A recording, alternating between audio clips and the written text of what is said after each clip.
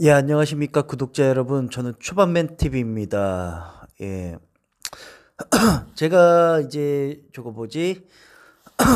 3월 14일 날 배당 결정이 나왔습니다. 작년에 제가 배당주 금융주에다가 주식을 투자를 했었던 부분을 어, 약 저기 뭐야, 매장을 인수하기 전에 제가 배당 투자를 하고 나서 배당까지 한 다음에 제가 1월쯤에 인수를 했잖아요. 예, 그렇기 때문에 배당 매매까지는 하고서 인수하기로 되어 있던 부분이라서 어, 그래서 이제 배당을 요번에 받게 됩니다. 예, 그렇기 때문에 DB금융투자 현금 현물 배당 결정해가지고 좀 늦게 공시를 했어요. 원래 3월 8일 정도 했었어야 되는 건데 조금 많이 늦게 지체를 해서 그래서 보통 주식이 주당 170원, 주당 170원인데 약간 시가 배당률로 따지게 되면은 3.7% 정도가 된다라고 좀 보여질 것 같습니다. 그래서 제가 그때 보유하고 있었던 보유량이 얼만큼 되는지 잘 몰라가지고 약 한 3천에서 3,500 정도 되지 않았을까라고 좀 생각이 보여집니다.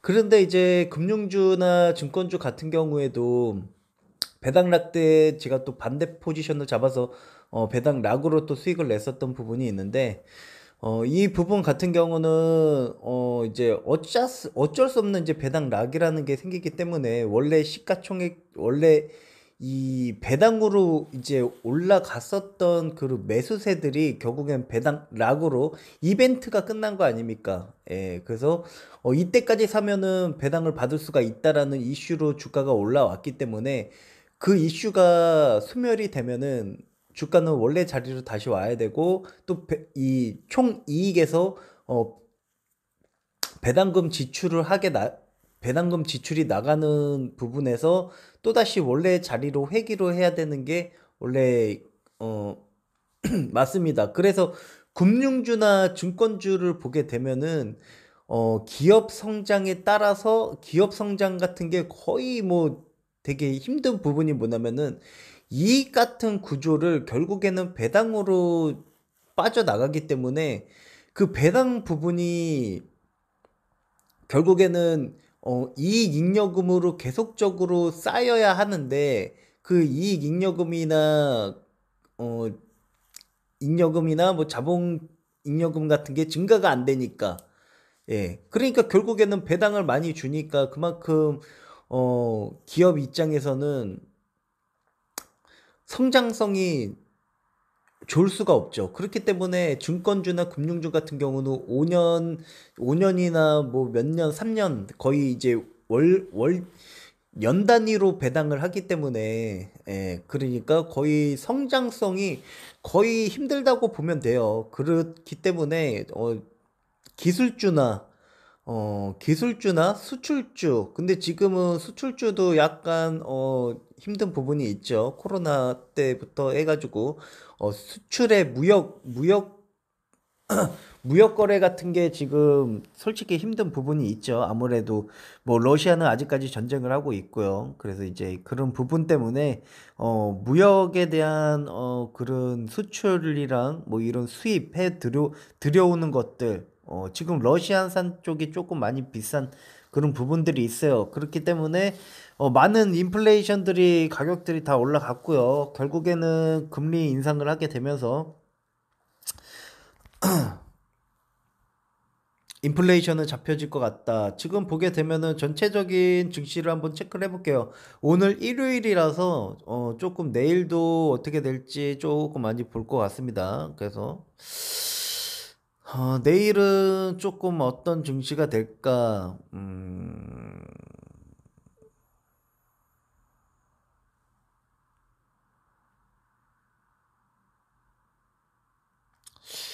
어,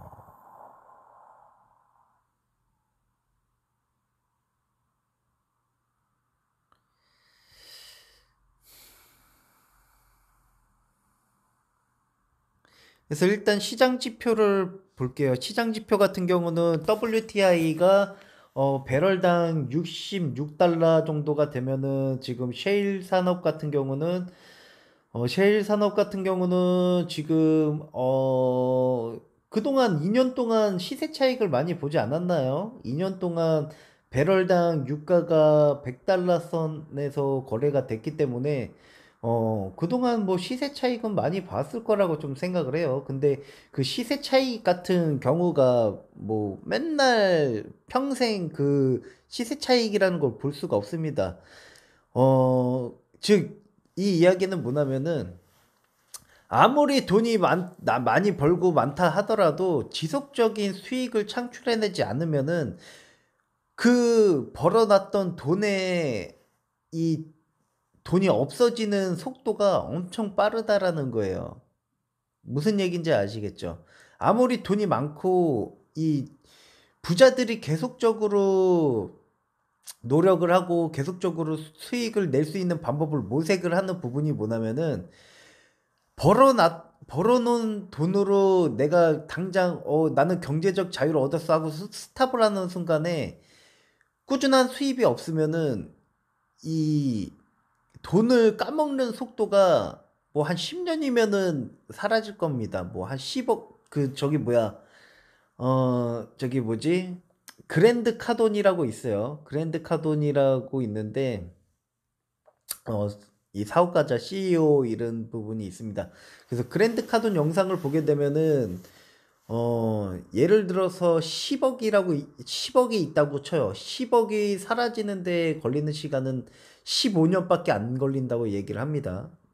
그게 15년까지 걸리는 게 뭐냐면은 10억이 있다 하더라도 이거를 계속적으로 수익 창출을 하는 그런 시스템이 없으면은 그 돈 다 날리는데 10년에서 15년밖에 걸리지가 않는데요. 요즘 시대에.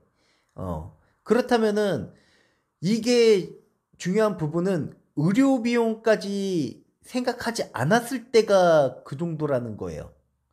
그러니까 예를 들어서 우리가 나이가 들어서 뭐 병원에 갈 일이나 뭐 아니면은 병원에서 치료를 받는다던가 아니면 수술하는 한다던가 이런 비용을 제외한 10억이 소멸되는 속도는 그 정도가 된다라고 좀 보여지는 그런 영상들이 있어요. 그렇기 때문에 우리는 계속적으로 꾸준하게 수익을 창출해 내가면서 자산을 증가를 시키는 부분에서 그런 것들을 잘 알아야 한다. 그리고 지금 환율 자체도 지금 환율이 오르는 것 자체가 뭐냐면은 인플레이션도 영향이 있겠지만은 아무래도 이 저기 뭐야 해외 투자로 많이 간 부분이 많이 있지 않습니까? 예? 그래서 국내 투자자보다는 오히려 서학개미, 해외 주식을 투자를 하는 개인 투자자들도 많이 늘어났기 때문에, 그런 부분이 조금 아무래도 돈이 이동을 하면서 증가가 되게 되면은 시세가 오르게 되는 거는 당연한 부분이잖아요.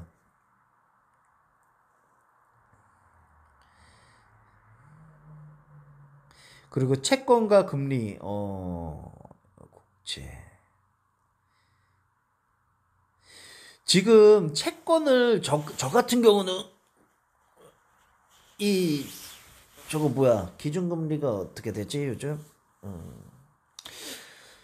미국이 한국보다 더 훨씬 높네요. 약 1% 정도, 1% 이상 높은데 한국은 그거에 따라갈 수가 없는 그런 상황이고요. 영국도 4%로 올렸고요. 일본 같은 경우는 IG까지 마이너스 금리를 유지를 하고 있습니다. 즉 뭐냐 부채 수준이라는 거죠. 국가 부채 수준이 지금 결국에는 마이너스 금리를 해야지만 활동을 할 수가 있는 경제적 상황이라는 이야기입니다. 음.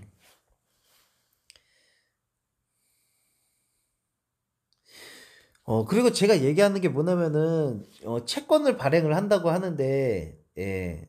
즉 뭐냐, 뭐 한전에서 뭐 한전 뭐 신년 만기 뭐 채권 발행 뭐 이런 식으로 나오잖아요. 그 채권 많이 샀다고 하잖아요.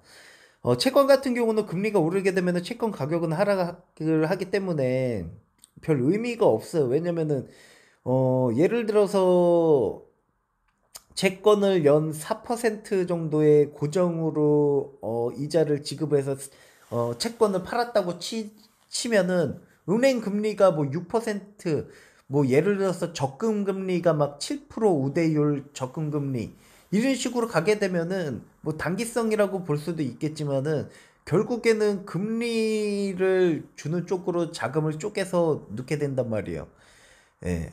그러니까 금리가 낮았을 때는 채권 같은 경우는 얼마든지 투자해도 좋은 투자이지만은 금리가 지금 뭐 꺾이려면은 그게 하루아침에 금리가 꺾입니까? 그리고 미국에서 금리를 어느 정도 이 내릴 거를 해줘야 되는데 지금 미국이 계속 금리를 올리는데, 예? 그러면 미국이 계속 금리를 올리는데 채권 가격이 과연 이 메리트가 있을까요? 그렇기 때문에 저 같은 경우는 한국전력을 매수를 한 부분이 어차피 한국전력 같은 경우는 유가가 하락을 하게 되면은 손익분기점은 알아서 맞춰지게 되는 부분인데 지금 가격적인 메리트가 또 1차적으로 돼야 되는 부분입니다. 예, 지금 아마 한국전력 거의 매수 평균 단가는 24,000원으로 거의 매수 평균 단가가 돼 있을 거예요. 개인 투자자들은. 예, 그리고 그때 한번 뭐 이슈가 되고 뭐 했을 때 코로나 때부터도 뭐 매수를 했었던 개인 투자자들도 있겠지만은 개인의 자금이라는 거는 계속적으로 이동을 하게 돼 있습니다. 예, 왔다 갔다 이슈에 저기가 괜찮대 저기가 괜찮대 이런 이슈만 오게 되면은 개인의 자금은 계속적으로 움직여요. 그렇기 때문에 5년 동안 이 주식을 보유하고 있었다 뭐 요런 사람들은 돈을 벌 수가 있는 부분이 있습니다. 근데 뭐 물론 한국전력을 뭐 5만 원대, 뭐 6만 원대부터 5년 동안 갖고 있었던 사람은 손실이 많이 클 수도 있겠죠. 그러니까 시기적인 부분과 여러 가지 부분이 되게 중요한 부분이다라고 좀 보여질 것 같고요.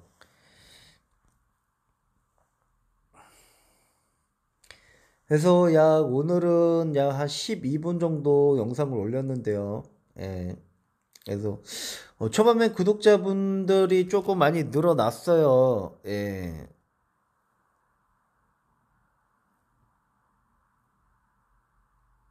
그래서 초반맨 TV 한국전력 단타는 큰돈을 벌지 못한다라는 영상을 올렸었는데 그건 맞는 부분이에요. 단타의 한계성은 대금의 한계성이 있기 때문에 결국에는 단타로 돈을 벌 수 있는 사람은 맥시멈이 보통 한 10억 단위 매매까지는 단타로서 돈을 벌 수가 있지만은 어, 하루 단타 기준입니다. 하루에 단타를 하루에 물량을 사서 하루에 파는 부분은 보통 한국 같은 경우는 이 변동성이 큰 주식 같은 경우에는 시가총액이 낮고 발행 주식 수가 적기 때문에 그 하루 안에 그 10억이란 거래를 샀다 팔았다 하기에는 어느 정도 수급과 거래량이 붙은 주목에서 매매가 가능한 부분인 거지.